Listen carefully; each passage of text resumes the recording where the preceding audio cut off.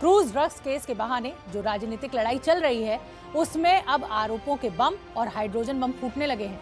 ये लड़ाई अब ड्रग्स से हटकर अंडरवर्ल्ड से रिश्तों तक पहुंच चुकी है और इस लड़ाई में दो बड़े चेहरे आमने सामने हैं। आप देख भी सकते हैं पीछे टीवी स्क्रीन पर महाराष्ट्र के पूर्व मुख्यमंत्री देवेंद्र फडणवीस और मौजूदा महाराष्ट्र सरकार के कैबिनेट मंत्री नवाब मलिक आमने सामने हैं। ये देखिए आप। मैं जो बताने वाला हूँ ना तो वो सलीम जावेद की स्टोरी है, ना ही वो किसी अंडरवर्ल्ड के बाद की पिक्चर है। देवेंद्र जी का अंडरवर्ल्ड का क्या खेल है इस महाराष्ट्र में, कल सुबह 10 बजे उसकी जानकारी देंगे। मुंबई के गुनहगारों से आपने जमीन क्यों खरीदी? नवाब मलिक कल सुबह अंडरवर्ल्ड का हाइड्रोजन बम मुंबई में गिराएगा। बम के जवाब में हाइड्रोजन बम। इस तरह क्रूज ड्रग्स केस से शुरू हुई राजनीतिक लड़ाई में आरोपों की बमबाजी होने लगी है और अब बात अंडरवर्ल्ड से रिश्तों तक पहुंच गई है। इसमें आमने सामने हैं महाराष्ट्र के पूर्व सीएम देवेंद्र फडणवीस और महाराष्ट्र की उद्धव सरकार के कैबिनेट मंत्री नवाब मलिक। फडणवीस और नवाब मलिक के बीच आरोप प्रत्यारोप के इस अगले राउंड की शुरुआत आज फडणवीस ने की। कहा कि नवाब मलिक और उनके परिवार का अंडरवर्ल्ड से रिश्ता है। इसका जवाब देने में नवाब मलिक ने भी देरी नहीं की। मुंबई में बम विस्फोट में हमारे मुंबईकरों के चीथड़े उड़ते हुए हमने देखे, चीथड़े, और हमारे चीथड़े उड़ाने वाले में जिन्होंने आरडीएक्स भरा, ऐसे व्यक्ति के साथ आप व्यवहार करते हो, बिजनेस करते हो। मुंबई के गुनहगारों से आपने जमीन क्यों खरीदी? और किसी भी तरह से कोई अंडरवर्ल्ड के दबाव में या किसी बम ब्लास्ट के आरोपी से ये प्रॉपर्टी हमने खरीदी नहीं। ये पूरी तरह से हम किराएदार थे और ये सच्चाई को देवेंद्र जी ने राई का पर्वत बनाने की कोशिश की। फडणवीस ने नवाब मलिक के परिवार की जमीन डील की जांच की मांग की तो नवाब मलिक ने भी ऐलान कर दिया कि कल सुबह वो फडणवीस के अंडरवर्ल्ड से रिश्तों पर खुलासा करेंगे। ऐसी कुल मिलाकर मुझे 5 प्रॉपर्टीज छपड़ी है, जिनमें से 4 में तो 100% अंडरवर्ल्ड का एंगल है। आज मैं कह रहा हूं कि सुबह 10 बजे आप कह रहे थे कि बम फोड़ देंगे। ये बम नहीं है, आपने आडंबर खड़ा किया। लेकिन नवाब मलिक कल सुबह अंडरवर्ल्ड का हाइड्रोजन बम मुंबई में गिराएगा और देश को बताएगा कि देवेंद्र फडणवीस किस तरह से अंडरवर्ल्ड के जरिए पूरे शहर को हॉस्टेज बनाए हुए थे। किस तरह से एक अंडरवर्ल्ड का सरगना जो विदेश में बैठकर इस शहर से उगाही करता था, वो सरगना किसके लिए काम करता था, वो अधिकारी किसका खास था। तो नवाब मलिक ने कल सुबह तक के लिए टीजर दे दिया है।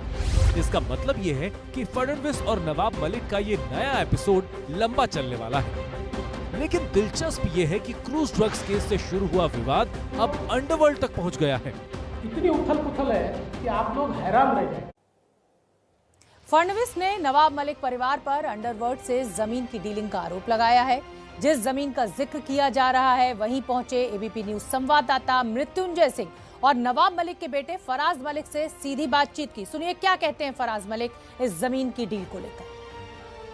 मुंबई के कुर्ला इलाके में ये वो जगह है जो आप ये किनारे आप बहुत सारी जमीनें देख रहे हैं। आपको चौल के कुछ रूम नजर आएंगे और साथ ही साथ दाहिनी तरफ आपको खुली जगह और बिल्डिंग भी नजर आएगी। ये जो तमाम जगह है, इसी को लेकर दावा किया गया है कि कौड़ियों की कीमत पर नवाब मलिक ने उन लोगों से खरीदा जिनका रोल 93 ब्लास्ट में आया। हमारे साथ फराज हैं, उनसे बात करते हैं। नवाब मलिक के बेटे हैं। सर, सबसे पहले तो आपसे समझना चाहेंगे, जरा इस जगह के बारे में पहले आप बता दीजिए जिसके बारे में देवेंद्र फडणवीस ने दावा किया। हम खड़े हैं, उसका नाम गोवाला कंपाउंड है।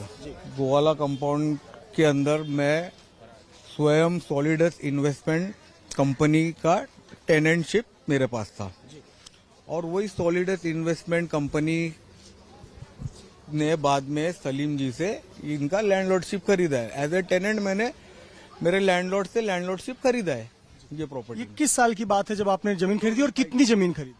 2005 में सब अभी कागज में लिखा हुआ है, वो तो देवेंद्र जी ने ऑनलाइन दिया ही है, आप लोग सब चेक कर सकते हैं। तो रुख अब अगली सियासी खबर का। उत्तर प्रदेश के चुनावी घमासान के बीच अखिलेश यादव ने आज समाजवादी इत्र लॉन्च किया। जी हाँ, ये इत्र लॉन्च किया गया आज ही। इस घमासान में खानदान की एंट्री भी हुई है।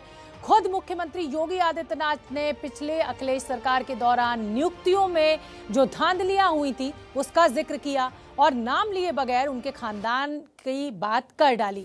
अखिलेश यादव ने भी पलटवार किया। देखिए हमारी ये रिपोर्ट। पहले नौकरी निकलती थी और एक खानदान का पूरा खानदान वसूली के लिए निकल जाता था। अपने खानदान के पास चले जाएं मुख्यमंत्री जी, उत्तर प्रदेश का भला हो जाएगा।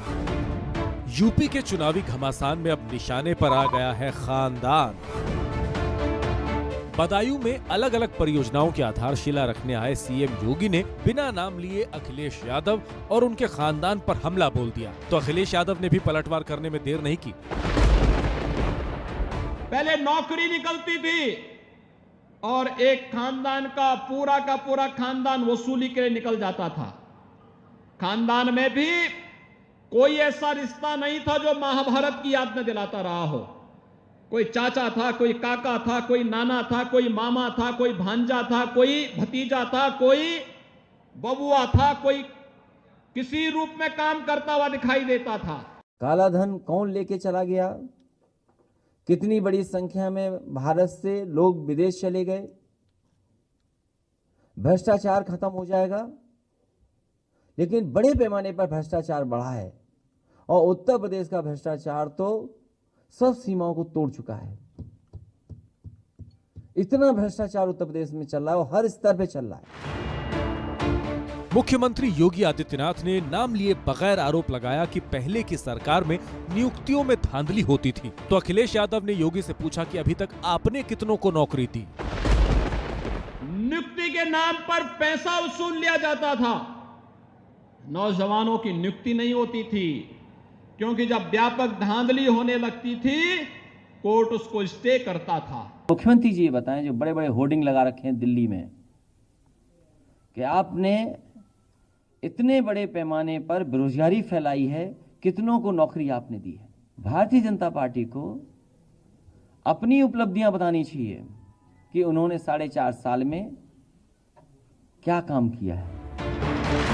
यूपी चुनाव को अब लगभग 100 दिन ही बाकी रह गए हैं। ऐसे में सीएम योगी आदित्यनाथ और पूर्व सीएम अखिलेश यादव के बीच जिस तरह से आरोप प्रत्यारोप का दौर चल रहा है, उससे ये संकेत तो मिलता ही है कि यूपी के महासमर में इस बार बीजेपी और समाजवादी पार्टी की सीधी टक्कर होने वाली है।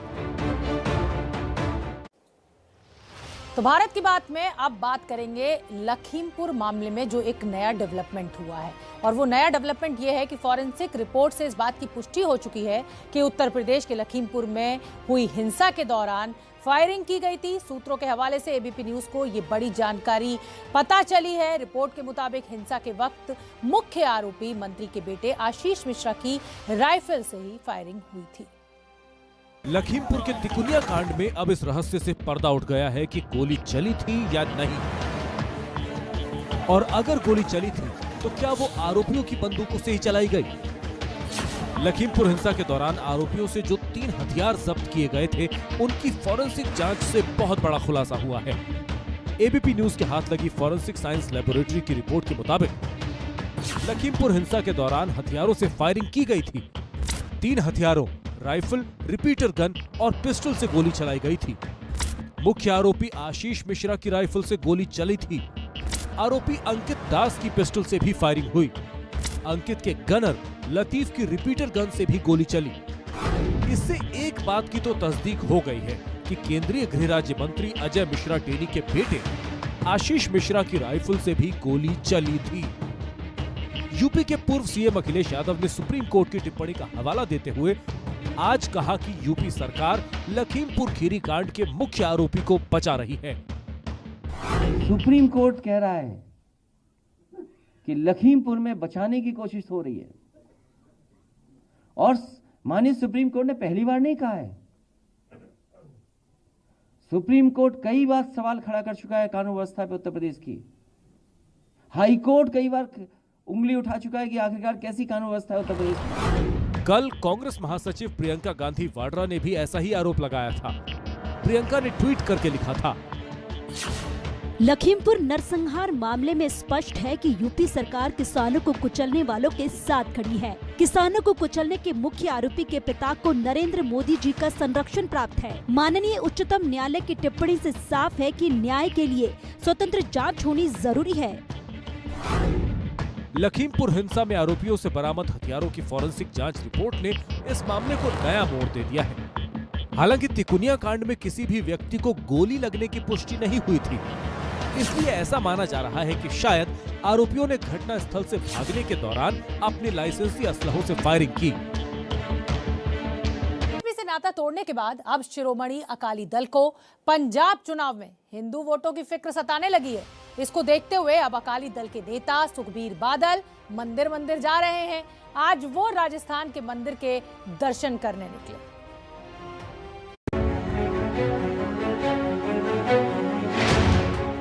पंजाब में ज्यों-ज्यों चुनाव नजदीक आ रहे हैं, ऐसा लग रहा है कि अकाली दल को हिंदू वोटों की चिंता सताने लगी है।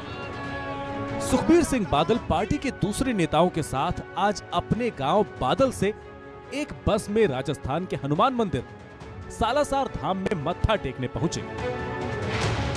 सुखबीर बादल इस चुनावी बेला में नए अवतार में इसलिए दिख रहे हैं क्योंकि इस बार वो बीजेपी से नाता तोड़ चुके हैं, लिहाजा हिंदू वोटों की फिक्र में हैं सुखबीर बादल। पिछले महीने नवरात्र के दौरान हिमाचल प्रदेश के ऊना जिले में स्थित प्रसिद्ध शक्तिपीठ चिंतपूर्णी मंदिर में भी गए थे बादल। मंदिर में सुखबीर ने मत्था टेका था। आज वो राजस्थान के सालासर धाम के लिए निकले। अकाली दल की नजर पंजाब के हिंदू वोटरों पर है, जो पहले उनको सहयोगी दल बीजेपी से गठबंधन के चलते मिलता था। बादल की इस मंदिर मंदिर यात्रा की एक बड़ी वजह और है, और वो है पंजाब में हिंदू वोटों की अच्छी खासी मौजूदगी। धार्मिक लिहाज से देखें तो पंजाब में सिख आबादी 57.69% है, जबकि हिंदू आबादी है 38%। जाहिर है इतनी बड़ी आबादी को कोई चुनाव में नजरअंदाज नहीं कर सकता।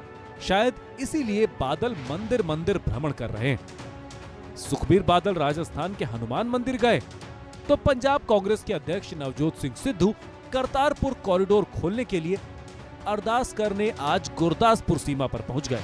डेरा बाबा नानक में नवजोत सिंह सिद्धू ने अरदास की। कोरोना की पहली लहर से करतारपुर कॉरिडोर बंद है, तो सिद्धू डेरा बाबा नानक गए तो बादल गए राजस्थान के सालासर धाम। कुछ दिनों की शांति के बाद कश्मीर घाटी में एक बार फिर आतंकवादियों ने टारगेट किलिंग की है। श्रीनगर में आतंकवादियों ने हमला किया। इस हमले में आतंकियों के निशाने पर मशहूर कारोबारी संदीप मावा थे। वो तो बच गए, लेकिन संदीप मावा की दुकान के कर्मचारी की आतंकियों ने गोली मारकर हत्या कर दी। दरअसल कश्मीर में विकास के काम देखकर आतंकवादी बौखलाए हुए हैं और अब कारोबारियों मजदूरों को चुन चुनकर हमले का शिकार बना रहे हैं। इस घिनौनी आतंकी साजिश से पूरे जम्मू कश्मीर में गुस्सा है और इसीलिए हम कह रहे हैं कश्मीर में टेरर को टारगेट कर उसका अंत करने का वक्त अब आ गया है। यहाँ घर के हर कोने में चीख है, चित्कार है।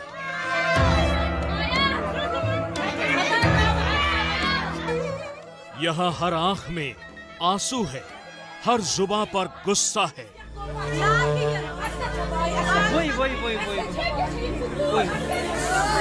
कोई छाती पीट रहा है तो कोई किस्मत को कोस रहा है।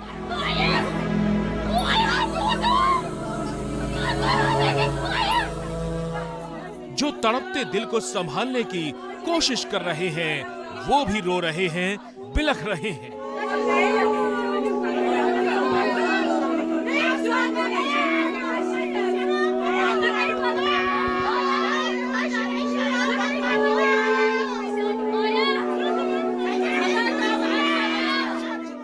मौत के इस मातम के बीच एक बच्चे की किलकारी भी सुनाई दे रही है। इस महिला को देखिए, ये कुछ कहना चाहती है, लेकिन जब दर्द ज्यादा हो, चोट ज्यादा हो, तो दिल, जुबां दुख बयान नहीं कर पाते।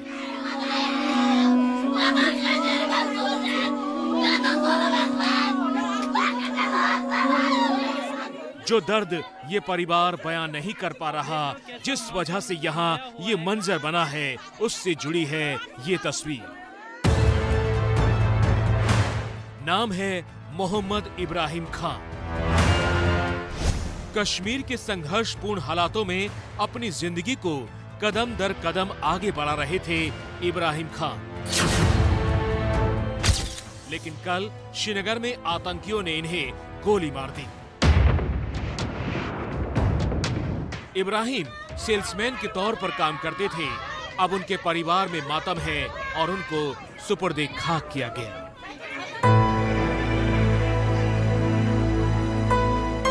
सुपुर्दे खाक करते वक्त इन तस्वीरों में एक अजीब सी शांति है, जिसमें बेचैनी है, और इस बेचैनी में छिपा है कश्मीर के स्थानीय लोगों पर आतंकी हमले की साजिश का खौफनाक सच।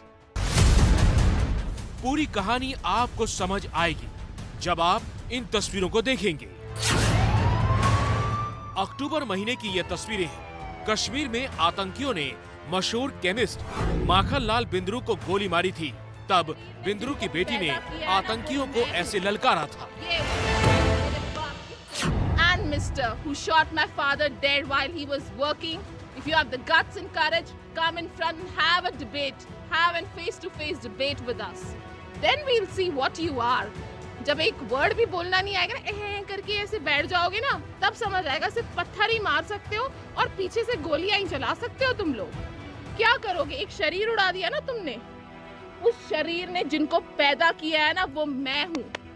ये हूँ मैं, मेरे बाप की बेटी। आजा सामने। 5 अक्टूबर को दवा कारोबारी माखनलाल बिंद्रू की हत्या हुई थी और अब इब्राहिम की हत्या का कनेक्शन भी इसी मामले से जुड़ रहा है। दरअसल सुरक्षा बलों को शक है कि आतंकियों के निशाने पर इब्राहिम नहीं बल्कि संदीप मावा नाम के कारोबारी थे। संदीप मावा जो माखनलाल बिंद्रा के रिश्तेदार हैं और आतंकी संदीप मावा को निशाना बनाने आए थे और गलती से मार दिया इब्राहिम को।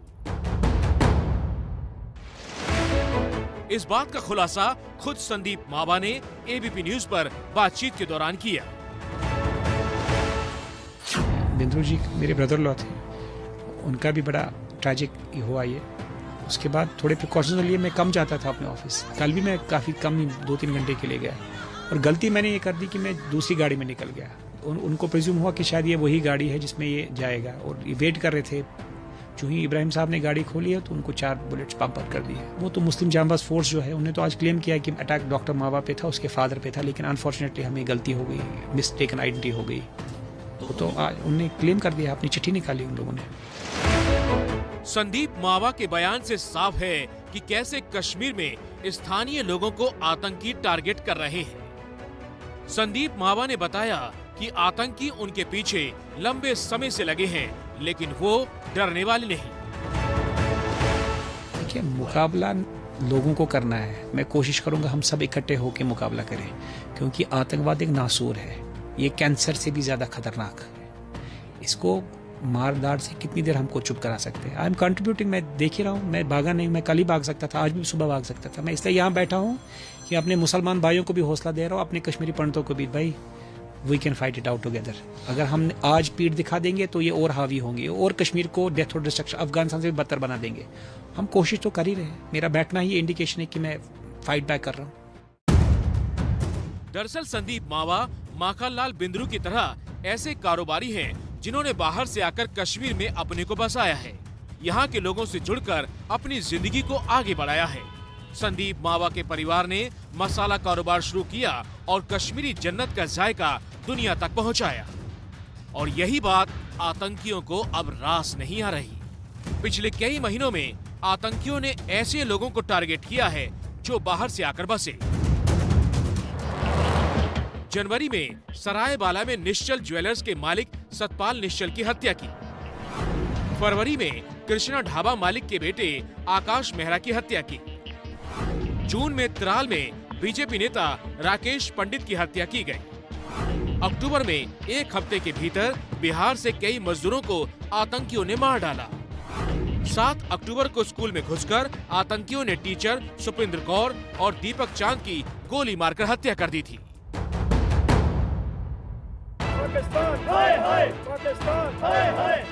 और इसीलिए जम्मू कश्मीर में टारगेट किलिंग के खिलाफ लोगों में गुस्सा है। जम्मू में देखिए कैसे शिवसेना और डोगरा फ्रंट के लोगों ने विरोध प्रदर्शन किए।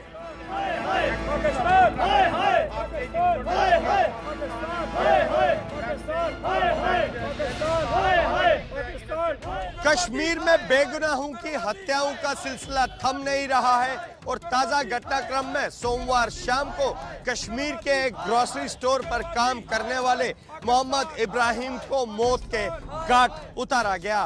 बताया जा रहा है कि ग्रोसरी स्टोर डॉक्टर संदीप का था, जो कश्मीरी पंडित थे और काफी समय से वहां पर ये ग्रोसरी स्टोर चला रहे थे। आतंकी जहां एक तरफ लगातार बेगुनाहों को निशाना बना रहे हैं, वहीं दूसरी तरफ जम्मू में इन हत्याओं के खिलाफ लोग सड़कों पर हैं। सिलेक्टिव किलिंग है, जो कश्मीरी पंडित वहां रह गए हैं किस तरह से यहाँ से भागे, और वो जो नेता जमहूरियत कश्मीरियत की, ये जमहूरियत है किसी को मार देना, इसलिए सिलेक्टिव किलिंग का विषय है। और अगर ये आग हिंदुस्तान के अंदर फैलेगी फिर तूफान आएगा। उस आग से बचने के लिए सरकार को कदम उठाने का जबरदस्त प्रयास करना होगा। जम्मू कश्मीर में आतंकियों की इस साजिश पर केंद्र की भी लगातार नजर है। गृह मंत्री अमित शाह ने अक्टूबर महीने में कश्मीर का दौरा किया था। अनुच्छेद 370 हटने के बाद शाह का ये पहला कश्मीर दौरा था, जिसमें उन्होंने आम नागरिकों को आतंकियों वाली दहशत निकालने का संदेश भी दिया। परंतु अभी भी यहाँ का जम्मू कश्मीर और पाक ऑक्युपाइड जम्मू कश्मीर का एक बार तुलना कर देना, क्या मिला? जम्मू कश्मीर की शांति को जो लोग खलल पहुंचाना चाहते हैं, हम उनके साथ सख्ती से निपटेंगे। ये जो विकास की यात्रा शुरू हुई है, इसमें कोई भी रोड़ा नहीं डाल पाएगा। आतंकियों के इस बदले नापाक प्लान के खिलाफ सरकार भी ठोस रणनीति बना रही है। तो कान खोलकर सुन लो आतंकी, तुम कितनी भी साजिश रच लो, कितने भी प्लान बना लो, धरती की जन्नत को जख्म दोगे तो खात्मा होगा तुम्हारा।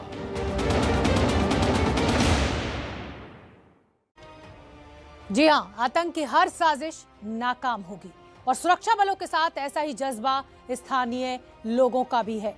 कश्मीर के लाल चौक पर देखिए, आतंकी हमले के खिलाफ लोगों ने प्रदर्शन किया, कैंडल्स जलाई और आतंक के खात्मे की मांग भी की। ये मौन प्रदर्शन स्थानीय लोगों का है, जिन्हें आतंकी अपना निशाना बना रहे हैं।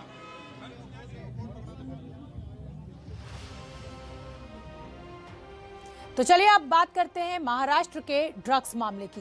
ड्रग्स मामले में एनसीबी और एनसीपी की शुरू हुई लड़ाई अब बीजेपी तक पहुंचकर बमबाजी पर आ चुकी है। महाराष्ट्र के पूर्व मुख्यमंत्री देवेंद्र फडणवीस ने आज एनसीपी नेता और मंत्री नवाब मलिक पर गंभीर आरोप लगाए। उन्होंने कहा कि मलिक की कंपनी और रिश्तेदारों ने उन लोगों से जमीन खरीदी है जो 1993 के मुंबई ब्लास्ट के आरोपी हैं।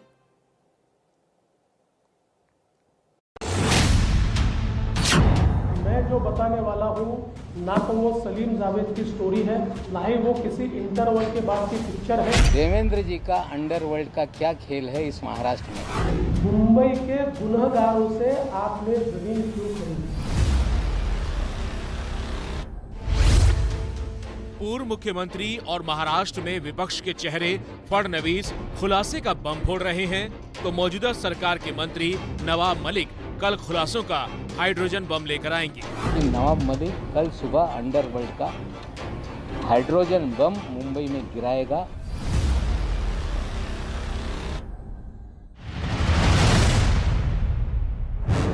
इस तरह क्रूज ड्रग्स केस में शुरू हुई लड़ाई आरोपों की बमबाजी पर आ गई है।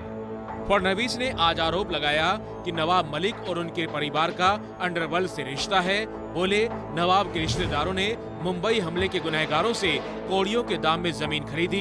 क्या आतंकियों को बचाने की मंशा थी? नवाब ने भी फौरन जवाब दिया। सवाल ये उठता है कि इनके ऊपर टाड़ा था, टाड़ा उस समय ये शायद बेल पर बाहर आए होंगे, इसलिए वो कर पाए, वो अभी उसमें असर्टन नहीं कर पाया। इनके ऊपर टाड़ा लगा था और टाडा का अगर आप कानून देखें तो टाडा के कानून में टाडा का जो आरोपी होता है या कन्विक्ट होता है उसकी सारी प्रॉपर्टी सरकार जब्त करती है, उसको सरकार जब्त करने का प्रावधान है। तो क्या ये टाडा के आरोपी की प्रॉपर्टी जब्त न हो इसलिए फिक्टिशियस कंसिडरेशन के ऊपर आपको ट्रांसफर कीजिए। आप मुंबई की उस विभीषिका को याद कीजिए जिस समय मुंबई में बम विस्फोट में हमारे मुंबईकरों के चीथड़े उड़ते हुए हमने देखे, चीथड़े, और हमारे चीथड़े उड़ाने वाले में जिन्होंने आरडीएक्स भरा, जिन्होंने कॉन्स्पिरेसी रची, जिन्होंने रेकी की, ऐसे व्यक्ति के साथ आप व्यवहार करते हो, बिजनेस करते हो। किसी भी तरह से कोई अंडरवर्ल्ड के दबाव में या किसी बम ब्लास्ट के आरोपी से ये प्रॉपर्टी हमने खरीदी नहीं। देवेंद्र जी ने बढ़ा चढ़ा के बम ब्लास्ट का उल्लेख करने का काम किया। फडणवीस के मुताबिक जिस सरदार शाह से नवाब मलिक के बेटे ने जमीन खरीदी वो मुंबई धमाकों का गुनहगार है। 1993 सीरियल ब्लास्ट केस में शाह अली खान को उम्र कैद की सजा हुई है और वो जेल में है अभी। एक और शख्स का नाम फडणवीस ने लिया, सलीम पटेल। आरोप है कि वो दाऊद इब्राहिम की बहन हसीना पारकर का ड्राइवर और बॉडीगार्ड है। फडणवीस का आरोप है कि पारकर की संपत्तियों का अधिकार सलीम पटेल के पास ही था और सलीम पटेल से ही नवाब मलिक के रिश्तेदारों ने जमीन खरीदी। नवाब मलिक कल सुबह अंडरवर्ल्ड का हाइड्रोजन बम मुंबई में गिराएगा। कल सुबह 10 बजे देवेंद्र जी का अंडरवर्ल्ड का क्या खेल है इस महाराष्ट्र में, और देवेंद्र जी ने मुख्यमंत्री रहते हुए किस तरह से अंडरवर्ल्ड के जरिए पूरे शहर को हॉस्टेज बना रखा था, कल सुबह 10 बजे उसकी जानकारी देंगे। जिस विवादित जमीन की खरीद फरोख्त की बात है उस पर तहकीकात करते हुए एबीपी न्यूज नवाब मलिक के बेटे फराज तक भी पहुंचा। टू ब्लास्ट के लोगों से संबंधित एक मंत्री ने ऐसे जमीनों को खरीदा, ये बेहद गंभीर आरोप है। आप लोगों को पता था कि वो हसीना पारकर के ड्राइवर हैं, गाड़ी चलाते हैं? हमको नहीं पता था सर, हमको ये कोई जानकारी नहीं। 92 ब्लास्ट में रोल के बारे में पता होगा? नहीं, सलीम भाई का ऐसा कुछ भी नहीं था, हमको पता नहीं। कौन सच्चा है कौन झूठा ये जांच का विषय है, लेकिन राजनीति में एक पूर्व सीएम और एक मौजूदा मंत्री जैसे एक दूसरे पर अंडरवर्ल्ड से कनेक्शन के नए पुराने आरोप लगा रहे हैं। अगर उससे किसी को नुकसान हो रहा है तो वो राजनीति की छवि है, नेताओं के भरोसे पर चोट है।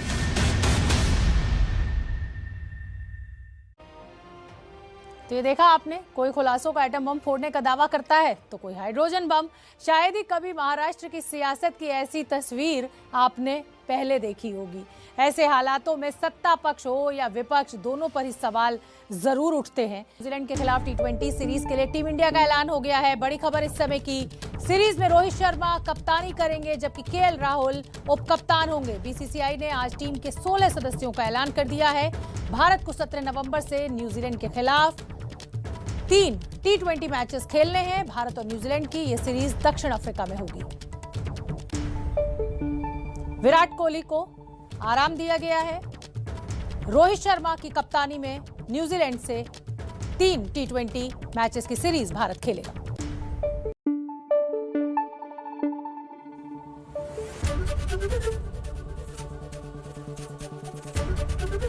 एबीपी न्यूज आपको रखे आगे।